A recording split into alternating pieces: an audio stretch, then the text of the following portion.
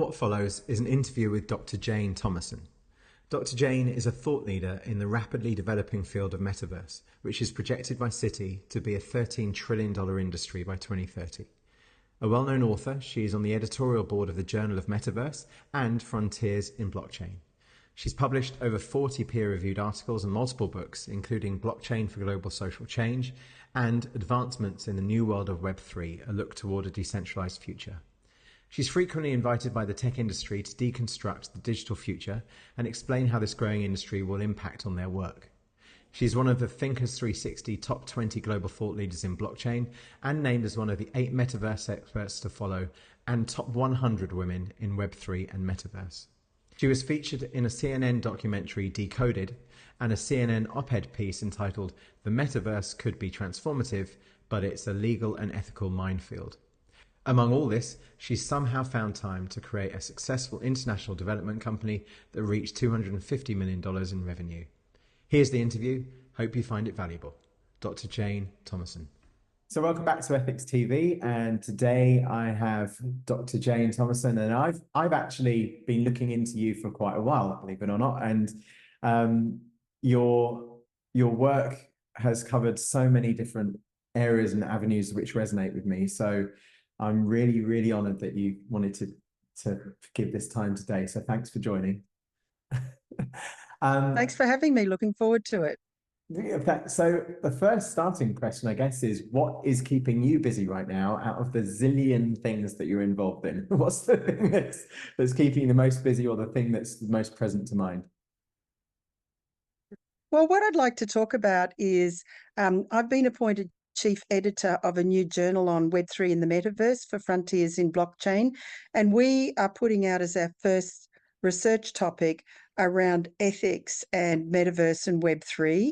So we're inviting people to contribute, and we're thinking about all the different angles that are going to be throwing up ethical questions around Metaverse and Web3, from avatars to data protection to children in the Metaverse. There are so many issues coming up out of technology that we haven't been challenged with in this way before. And of course, digitally, the big issue around ethics is that you can harm thousands and millions of people at scale if you get it wrong.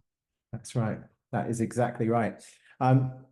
Do you feel that this ethics point, I almost feel apologetic in asking you this, because I can see, and anyone who looks into you online, and all your links will be below in the description here, but how long has ethics been a focal point for you in your life and career? Well, my background is in healthcare, and in healthcare, we are always concerned and challenged with ethical questions. So, way back 30 years ago, we always, if you were working in healthcare in hospitals and health services, there were always ethical committees looking at different questions. So it's been with me for a very long time. And then when I had my own company, I realized that not everyone has a kind of framework for thinking about ethics. And we were working in this case in healthcare in developing countries. And there are so many ethical questions thrown up by the work that we were doing and the choices we were making that I did ethics training for people and helped them think about ethical questions when I had my own company. So it's been a constant theme. And then, of course, now working in technology, when we have new questions and exponential consequences, that it's really been something that I'm focusing on.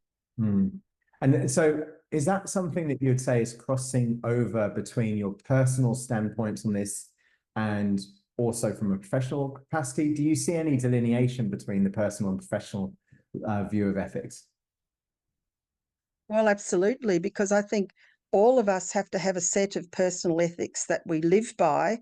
And my own view is that, if you're going to be have integrity, that means your personal ethics have to be practiced in your business ethics and in your kind of global social ethics. So while they may be slightly different, underpinning all of us, if we're going to be a person of integrity, is we have to carry that set of ethics all we do. Yeah, and have you ever kind of had that challenged, or has it been a challenge to live and operate in that ethical capacity? Absolutely. And sometimes, particularly when I was working in business, I had to make choices not to do things because I wasn't prepared to work with partners that didn't share the same ethics as we had. So it is a challenge, and it's a challenge where, for example, if you're running a company and you go, "Wow, if I get that contract, that's going to be really good for the company and really good for all of the employees, and I'll be financially secure." And then you go, "Whoa, if I get that contract, I'm getting into partnership with people who I know don't have good ethics, and how is that going to reflect on me?" So this was something that on many occasions I was challenged by. Mm. Must admit, it's one of the reasons why I never actually ran for any form of political role. A lot of people over the years have said to me, you should kind of run for prime minister in the UK or be part of a committee of some sort. And it's actually the volume of unethical practice and people in that realm has put me off wading into it and diluting principles. So I can completely relate to that. And do you feel that there's a growing or declining interest in ethics, either from a technology perspective or in general around the world? Are we on the wave that's yet still building, or is it one that's already kind of crashed and is rolling inward towards the sand? I mean, I think the big challenge, I think interest in ethics, in terms of analog ethics, if you like, is probably at the same level as it's been for decades. And there are people and institutes who specialise in it. Where I think the challenge comes is that many people are not prepared and are unaware of the new challenges that are coming in terms of the digital world and technology. And these often are things that we've never faced before. As I mentioned before, avatars, do they have human rights? Are they subject to the law, of the real world? These are questions we haven't had to be challenged by before. And so I think there's a growing group of people, and clearly you're one and I'm one, who feel we need to bring to the attention of the world some of these new ethical dilemmas that are coming. The big challenge for me, however, is going to be, in a kind of governance sense or in a global context, how do you get people to buy into ethical frameworks and sign on to ethical principles? I think this is going to be a huge challenge in a world where we have the big technology companies who have bigger economies than US and China, and they seem to be governed by no one. Yeah, wow. And that's a whole different podcast for that conversation. And what would you think that the next decade looks like? How do you feel that that's playing out, bearing in mind the realities that you just mentioned? Look, I think it's a really big open question, because if you think back to that global governance question, so at the moment there's kind of hotly contestant lines in the sand, whether it's kind of China, the BRICS, the big techs, what happens in the US elections. But we've also got the emergence of digital states or network states that we've never had before, and no one has really thought through how you can transition what we have as our governance frameworks now to be able to govern big techs and govern network states and so forth. So I think it's going to be a huge scramble, but I think there's a real need for people to educate people, governments and consumers, because one of the beautiful things in a way about technology is consumers have a voice and consumers have power. And if there's a way to be able to mobilize consumer groups, platforms, networks to be demanding, for example, most people are very interested in protecting the rights of children, in digital worlds. And so create a demand for ethical approaches, create a demand for software developers to be trained in ethics and think about the ethics of what they're building before they build it. I think that's probably the way that we may be able to make a change, Mm. because regulations are always slow and always behind, and the harm will be done before the regulations come into place.